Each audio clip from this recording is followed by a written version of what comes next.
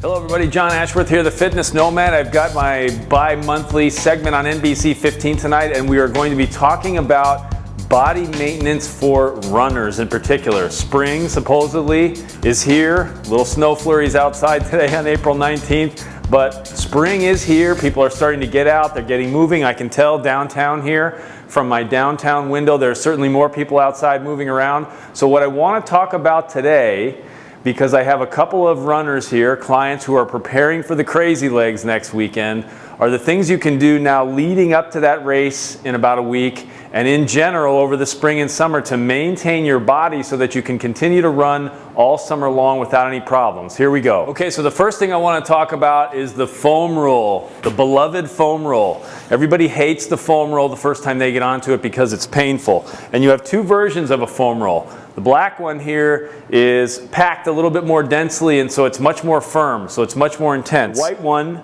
little softer. All right, so if you're just starting out on the foam roll, this is the one you want to look for. You can usually find these in your gym, laying around somewhere, and what you're going to do is you're going to get down on the floor and actually roll along your quads and then roll along the sides of your leg. That IT band, if I back up a little bit here, runs from your hip down to your knee.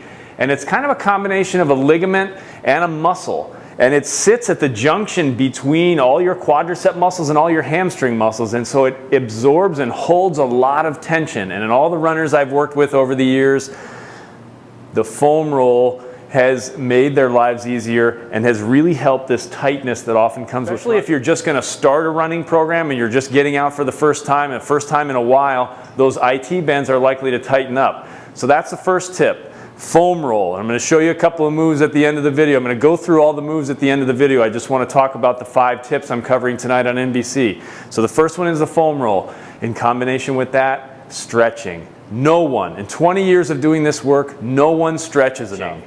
Stretching is crucial for recovery, for maintaining muscles that get torn up and tight when you work them. So make sure you can hit the IT band with the 1-2 punch. You roll it out in the foam roll, stretch the IT band.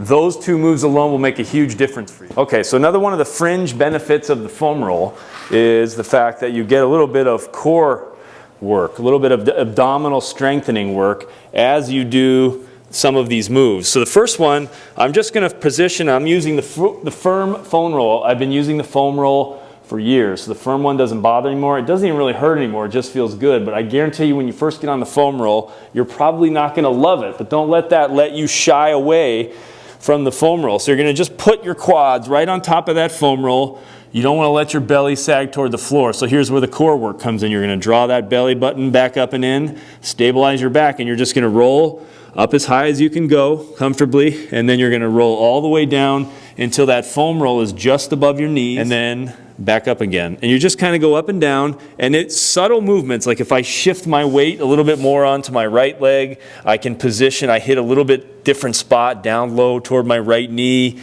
and now, and if I roll all the way over, now I'm in my IT band, and this is the one that's absolutely killer if you've never done this, so be careful with that. And I'm going to roll the other way here so I can face the camera. So you can see I'm just rolling all the way down again to the top of my knee, and then all the way up to my hip, and I can even go up into the tensor fascia lata, up in the hip, latte, depending on how you want to pronounce that muscle. And it's just a little bit goes a long way. Actually, I can already feel a little bit of heat from that. That's the thing none of us realize, how much tension and potential energy is stored inside the muscle, and that's one of the big things that stretching does, is it helps release that, and that's a big thing, that's a big reason why yoga helps you relax. Now, in combination with that, the 1-2 punch IT band stretch. So I'm just going to take my right leg, cross it over my left leg, and what we're stretching here now is actually whichever leg you're crossing over, in this case my left leg, I'm crossing my right foot over my left. I'm stretching my left IT band now. As I bend forward, you can bend down straight, but you're going to reach toward the inside of your left foot, and you're going to feel that up into your hip. And I'm going to reverse it so you can see it a little bit better on the leg, over my right, and reaching down to the inside of my right foot. And I'm letting my back round here, okay? And that's what you want to do with this one, and you're going to feel this stretch all up the side of your right leg from your knee all the way up into your hip. And depending on where you're tight, everybody's a little bit different, you may feel the emphasis in a little bit different spot. A couple times on each side, and try and hold it for a good 15 to 30 seconds. Do it after the foam roll. The foam roll will loosen up that tissue, will loosen up the muscles and the tissue that surrounds the muscle, and then when you go to do the stretch, it'll be more effective. And again, that's another thing with stretching. Stretching is always more effective when the body's warm. So post-run, stretch. If you get on Amazon, these are 20 or 30 bucks. You can pick one up easily. And like I said, they're usually laying around at your local gym. Tip number three is water. And here's the quick formula you can use. Take your body weight in pounds, divide by 2, and that is the number of ounces of water you should shoot for in a day. So for example, weight 200 pounds, divide by 2, that's 100 ounces of water per day. If you're not used to drinking a lot of water, you're gonna have to work up to that. If you are more than a little overweight, that number might be a little bit high. So use your common sense, but that's a general guideline. Even if you're overweight, you have more tissue to take care of, so you need more water. Body weight divided by 2, 1 ounce for every pound you have there, and that's the amount of water you should be drinking every day. Get more rest, all right? You wouldn't think about it, but getting a little bit more rest is very, very important to your running program or your exercise program in general. No one really thinks often enough, carefully enough about recovery. Okay, so everything you do in the gym here, everything you do outside running around is great, but where you really get fitter and where you really get stronger is in the recovery process. And if you are not getting enough sleep, you will not recover properly. Imagine a flat line right across here. All right, flat line is recovery. When you exercise, you drop below that line. Your body gets broken down and it now needs to recover. But if you don't eat well enough, if you don't drink enough water, which is tip number 4 here, if you don't stretch enough, if you don't get on that foam roll, you never quite make it back up to baseline. So you might be just underneath baseline here, trying to get up to the surface, and then you go out for another run today and down you go again, and the body needs even more recovery.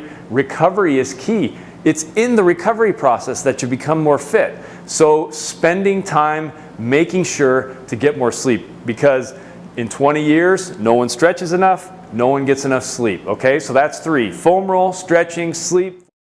Take a day off. When in doubt, take a day off. But don't just take a day off and lay around. Take a day off, do some stretching, get into the pool, go for a nice long, not long maybe, but go for a nice walk, move around, stretch, get sleep, but take that day off. It's probably a sign, if you're feeling that way, that you need a little bit of extra time to recover. So here are the 5 things one more time.